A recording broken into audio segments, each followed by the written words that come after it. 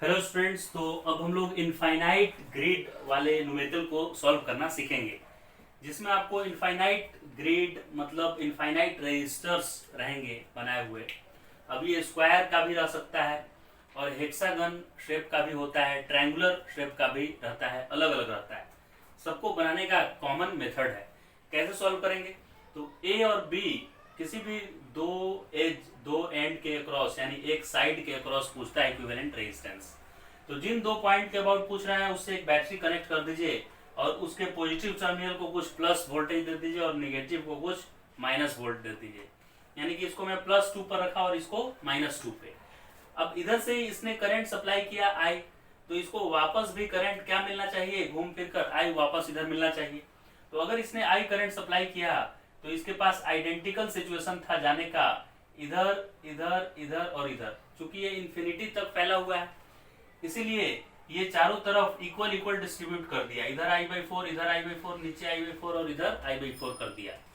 अब ये current distribute होते होते होते होते इन्फिनिटी तक जाना है, तो ये पोटेंशियल ड्रॉप होते होते और एट इन्फिनिटी जाकर पोटेंशियल कितना हो जाएगा, 0। पोटेंशियल ड्रॉप होते होते होते इनफाइनाइट तक जाएगा, वहां पे पोटेंशियल क्या हो जाएगा, 0। अब ये 0 पोटेंशियल पे है और बैटरी का ये एंड नेगेटिव पोटेंशियल पे है, तो ये कम वोल्टेज हो गया ना 0 के कंपैरिजन में। तो 0 हायर वोल्टेज हो गया -2 के कंपैरिजन में। तो उधर इन्फिनिटी से वापस करंट आएगा लौट के हायर वोल्टेज 0 से लोअर वोल्टेज -2 की तरफ। तो जब रिटर्न भी वापस आ रहा होगा तो इस एंड से वापस उसको आना है। तो आने समय भी देखिए सिमेट्रिक है और इसमें आना है लौटना है आई करंट ही। तो ये आई करंट चारों तरफ से इक्वल इक्वल आएगा, तो इधर से I/4, इधर से भी I/4, उधर से भी लौट के I/4, नीचे से भी I/4, सब तरफ से I/4 आएगा। तो इस ए और बी के बीच आप देख सकते हैं कि एक बार तो ये बैटरी ने I/4 भेज दिया और एक बार जो इन्फिनिटी से लौट रहा था उसने इधर से बुलाया I/4 इधर से, राइट। तो इस ए बी वाले वायर में दो बार I/4 करंट आ गया।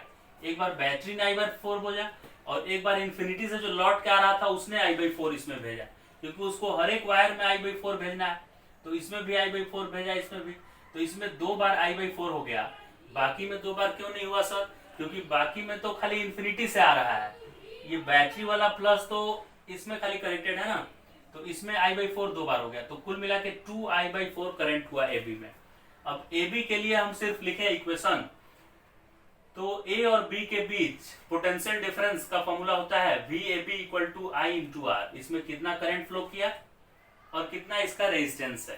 तो इसमें करंट फ्लो किया 2 टाइम्स I/4, तो देखिए 2 टाइम्स I/4 में लिख दिया, जहां I क्या है, करंट सप्लाइड बाई बैटरी है।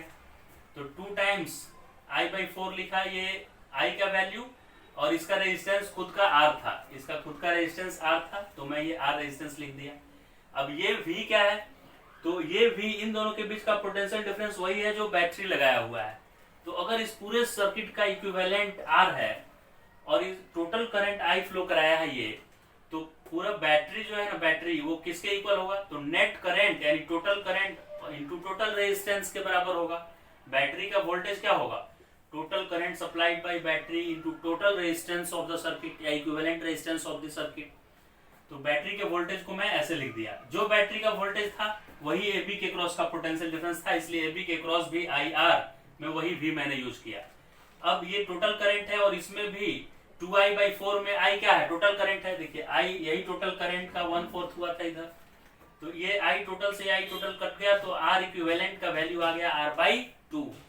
इस तरह से इनफाइनाइट ग्रिड के प्रॉब्लम को आप इजिली सॉल्व कर सकते हैं। आंसर आया है R/2।